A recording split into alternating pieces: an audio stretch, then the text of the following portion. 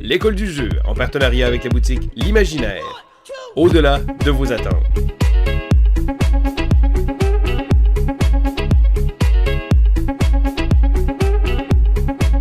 Bonjour et bienvenue à l'école du jeu, mon nom est Sylvain et aujourd'hui je vous présente le jeu Harvest. Harvest est un jeu sorti en 2017 par la compagnie TMG Games, donc T-Stream Industrial Games. C'est un jeu designé par Trey Chambers qui se joue de 2 à 4 joueurs d'une durée d'environ 30 à 45 minutes. Donc comme le jeu le suggère, Harvest, c'est un jeu où on va devoir planter des légumes pour pouvoir récolter des différentes choses.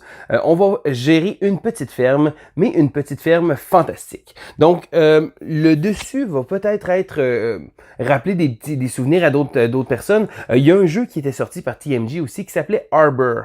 Il y a également un jeu qui vient sortir il n'y a pas si longtemps que ça aussi qui s'appelle Embark, qui reprend le même visuel, donc le même thème. Il se trouve être des jeux dans le même univers. Mais ce n'est pas le même designer, donc c'est des designers différents. C'est juste qu'ils ont décidé de regrouper ça dans leur petit monde fantastique. Donc, dans Harvest, comme j'expliquais, on va incarner un fermier avec justement un concept de placement d'ouvriers. Je n'irai pas jusqu'à dire que c'est un agricole light, mais c'est un petit jeu de ferme fort sympathique. On va aller voir les règles, puis après ça, je vais vous donner mon avis. Voici donc Harvest. Donc avant de débuter, je vous montre le livre de règles. Et le livre de règles est très petit parce que c'est une page comme ça qu'on va déplier tout simplement recto verso. Donc les règles ne sont pas compliquées du tout. Donc en début de partie, donc présentement je vais simuler une partie à 2 joueurs. Donc chaque joueur va prendre 2 personnages comme ça. En fait, d'un côté, ça se trouve être le personnage générique et de l'autre côté, il y a plusieurs personnages différents comme ça qui vont avoir des pouvoirs spéciaux. Chaque joueur va également prendre une carte comme ça ici qui va représenter les champs qu'on va pouvoir planter des légumes. Bon, les joueurs vont prendre les petits travailleurs de leur couleur et on va également placer tout autour du plateau de jeu les ressources. Il y en a beaucoup plus que ça. Même chose avec ici les graines et les légumes qu'on va planter. Bon, il y en a plusieurs. Pour pas encombrer tout ça, j'en ai mis seulement quelques-unes. On va également avoir ici qui se trouve être des champs libres, des champs vides et de l'autre côté, il va y avoir des bâtiments. Donc, en début de partie, ce qu'on va faire, c'est qu'on va prendre 6 bâtiments et on va les révéler au grand public. Donc, ils vont être placés sur le bord du plateau de jeu et on va pouvoir les acheter. Donc, je vais simplement les placer ici de côté. On place également ici comme ça les champs qu'on peut débarrer, donc les extensions de champs qu'on va pouvoir rajouter à nos champs existants comme ça pour pouvoir agrandir. Donc, vous allez comprendre que lorsqu'on va rajouter des champs comme ça ici, on va les placer comme ça et ça va rajouter de l'espace pour qu'on puisse planter nos petits légumes. Donc, ensuite, ce qu'on va faire, c'est qu'on va prendre les cartes d'action spéciales. Donc, c'est un deck de cartes ici comme ça. Et il va être variable à chaque partie parce que ce qu'on va faire, c'est qu'on va prendre 5 cartes par joueur. Donc, si jamais, dans le cas ici, on a 2 joueurs, donc on va prendre 10 cartes et les autres vont être mises dans la boîte. Qu'est-ce que c'est ces cartes-là? C'est des cartes d'action spéciale, donc on voit, c'est un placement d'ouvriers. Je vais vous expliquer dans quelques instants, mais ça va être des endroits supplémentaires qu'il va avoir et à chaque tour, les cartes vont partir. Parce que le jeu est fait en 5 tours seulement et après 5 tours, il va falloir, devinez quoi, déterminer le joueur qui a le plus de points de victoire. Également, lorsqu'on va choisir ici comme ça notre personnage, donc exemple, j'ai choisi Gregorgius, ici l'orque, on va avoir des ressources de départ qu'on va devoir prendre et le plateau va nous dire des pouvoirs spéciaux. Bon, je n'irai pas à travers chacun, mais celle-ci, lorsqu'on a placé tous les fermiers, on peut placer comme l'équivalent d'un 3e travailleur. Bon, il n'est pas représenté par un petit bonhomme comme ça, mais on va pouvoir choisir un espace. Et le jeu est un placement d'ouvriers. Donc, alors comme j'expliquais tout à l'heure, à chaque ronde, il va y avoir des cartes spéciales. Donc, selon le nombre de joueurs, exemple 2 ici, on va placer 2 cartes comme ça. Et ces cartes-là, à la fin du tour, vont être retirées et remises dans la boîte. Et on va en placer 2 nouvelles. Comme ça, le jeu va durer exactement 5 tours. Donc, à la fin du 5e tour, on va comptabiliser les points.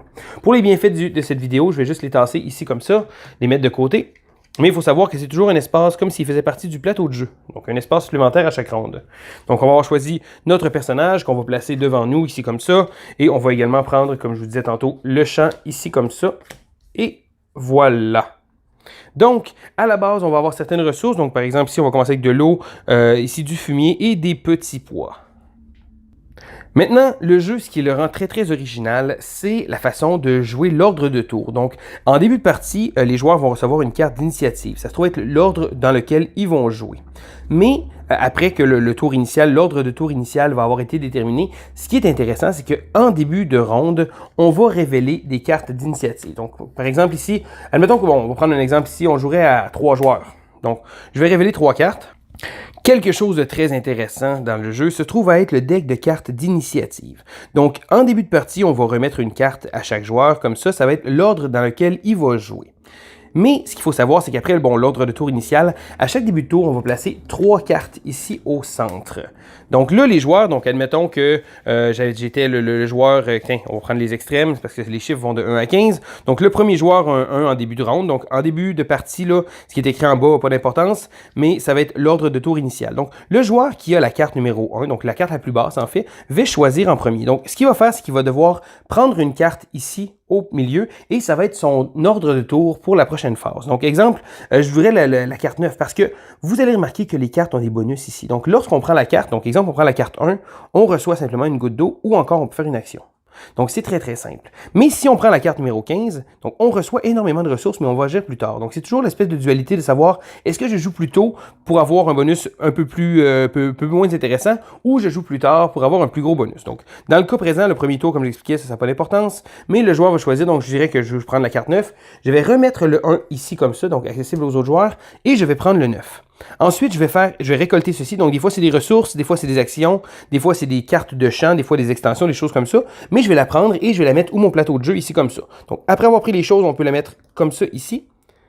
Et tous les joueurs vont faire de même. Donc, le joueur qui était le 15, donc le deuxième joueur, va choisir. Bon, il dit, je veux agir. Bon, exemple, c'est assuré que je vais jouer en premier, donc je vais prendre celle-là ici. Et voilà, on reçoit immédiatement les bonus et on le place où le plateau de jeu.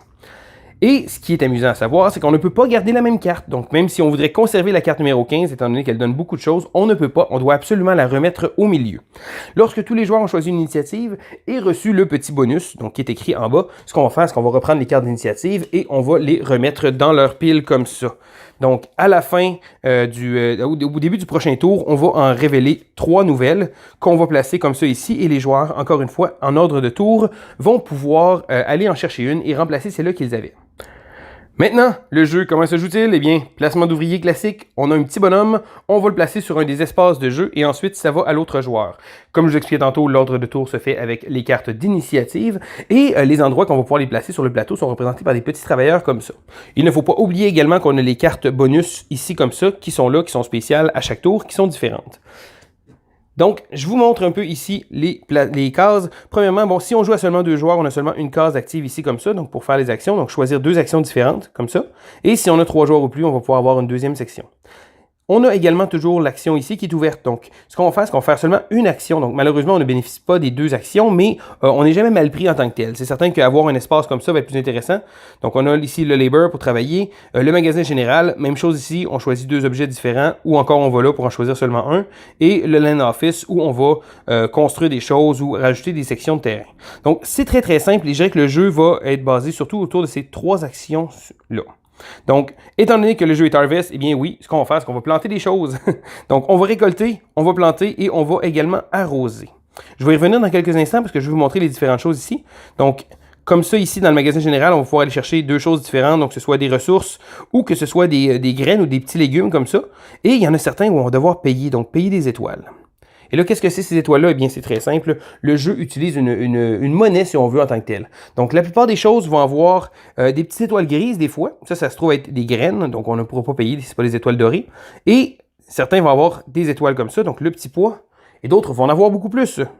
Donc, les étoiles se trouvent être des points de victoire. Donc, à la fin de la partie, on va comptabiliser les points de victoire qu'il va avoir sur notre champ et dans notre réserve. Ça va être la chose principale. Vous allez remarquer également que les champs ici, comme ça, vont rajouter des points de victoire.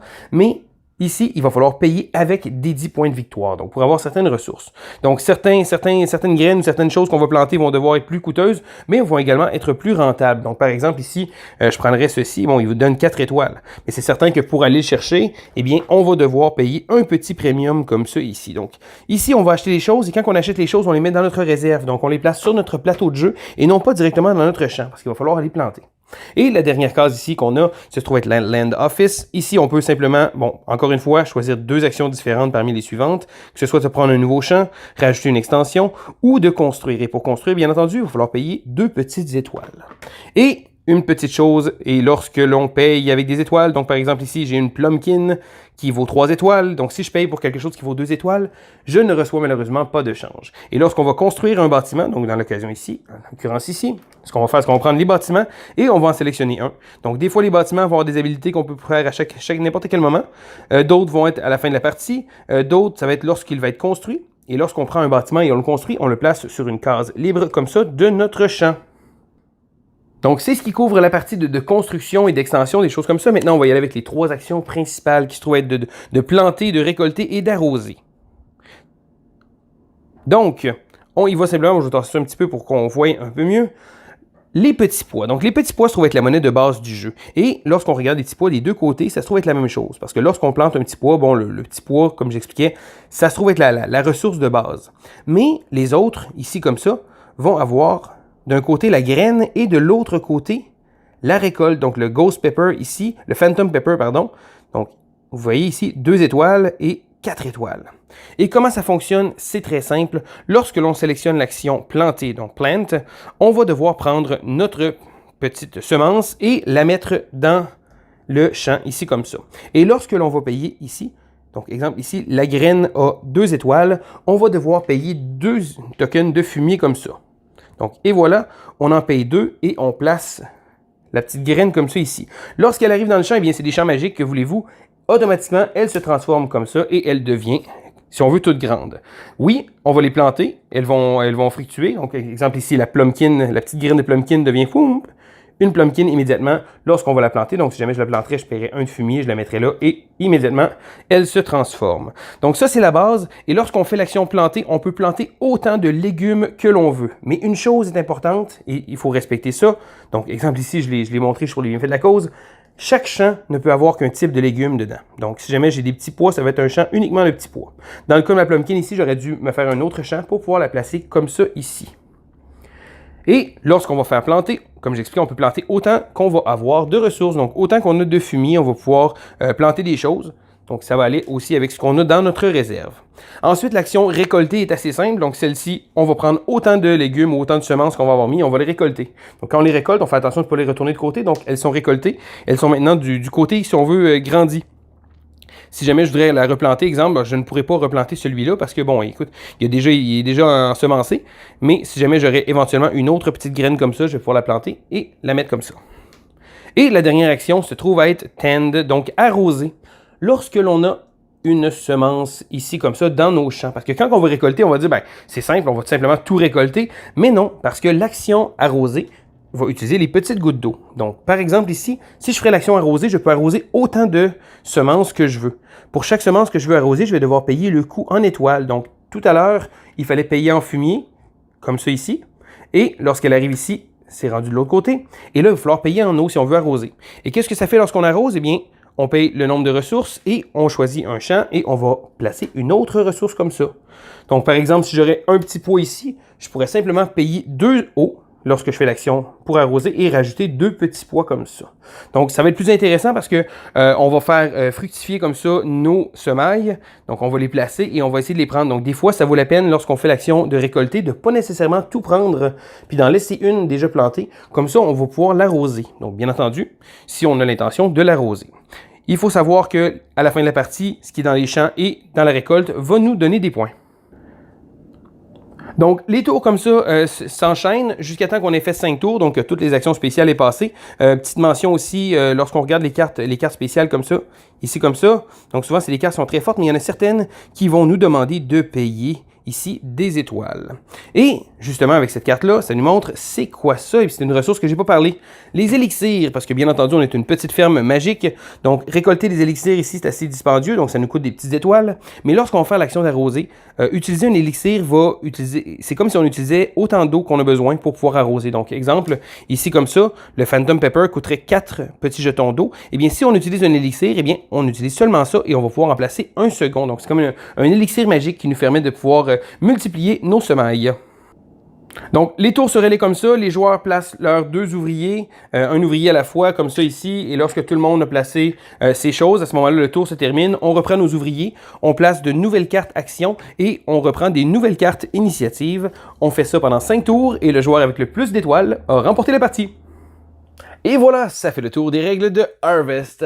Maintenant, qu'est-ce que je pense de ce petit jeu-là? Donc, premièrement, je tiens à dire, pour une raison que j'ignore, les thèmes de ferme, des choses comme ça, c'est toujours des choses qui m'ont attiré. Bon, Agricola, dans le temps, qui doit être un gros jeu très complet. Encore une fois, je veux seulement comparer le Harvest avec Agricola par le thème, parce que côté mécanisme, c'est certain que Agricola est vraiment une coupe de coche au-dessus. Mais Harvest reprend le thème de ferme et rajoute un petit twist intéressant parce que le jeu n'est pas compliqué. C'est un jeu qui se joue rapidement, qui est facile à expliquer.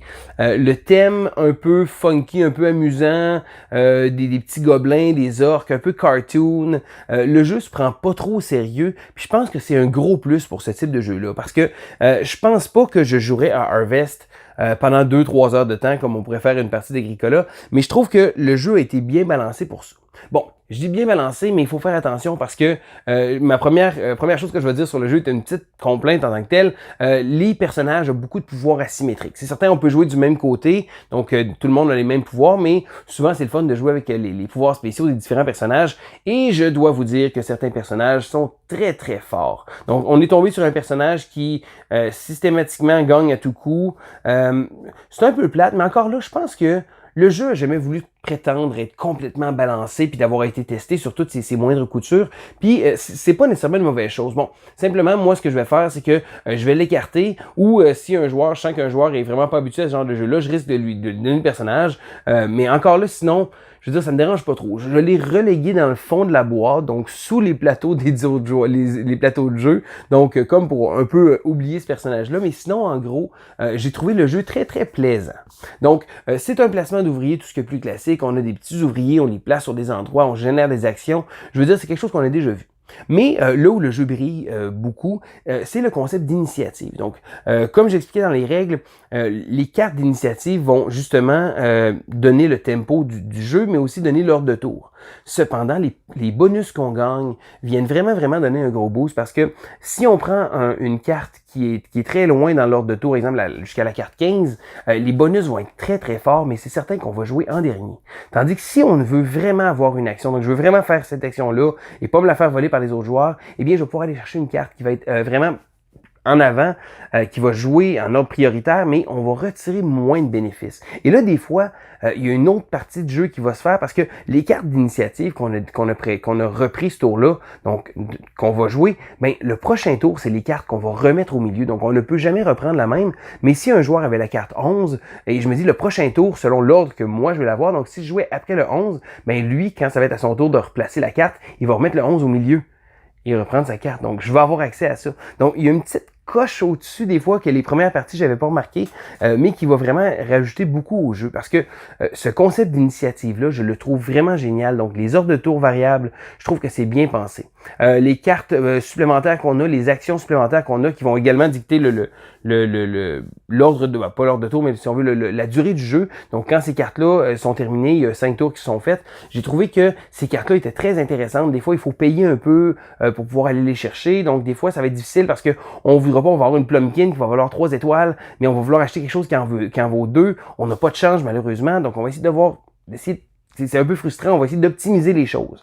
Il faut pas négliger les petits pois. Les petits pois sont l'économie générale du jeu. C'est certain que quand on plante le petit pois, bon, il se transforme pas en rien d'autre, mais le petit pois va servir, on va pouvoir les arroser pour pouvoir en retirer. Donc souvent, quand on va devoir payer, on va utiliser nos petits pois pour ça. Et il faut pas négliger une bonne production de petits pois. Donc sinon, comme j'expliquais, le jeu est quand même facile d'accès. C'est pas compliqué. Si on a déjà joué à un placement d'ouvrier, ça ne sera vraiment rien de sorcier. Mais j'ai trouvé que le thème léger, le thème un peu funny, les dessins un peu cartoon, le thème est bien rendu, puis pour ma part, c'est un jeu que je vais conseiller. Encore une fois, c'est pas un chef-d'œuvre ludique, ce jeu-là se retrouvera pas dans mes tops, mais si j'ai le goût d'un petit jeu de ferme d'une durée d'environ 30 minutes, donc jusqu'à 45 minutes, là, si on joue à 4 joueurs, puis on prend notre temps, mais sinon, un coup qu'on prend le roulement, les parties se déroulent très rapidement, et j'ai trouvé le jeu très plaisant, que ce soit à 2, 3 ou 4 joueurs. Harvest est un petit jeu sympathique de ferme, puis si le thème vous plaît, ben je vous le conseille fortement, le jeu Harvest. Donc c'était Sylvain pour l'école du jeu et on se dit à la prochaine!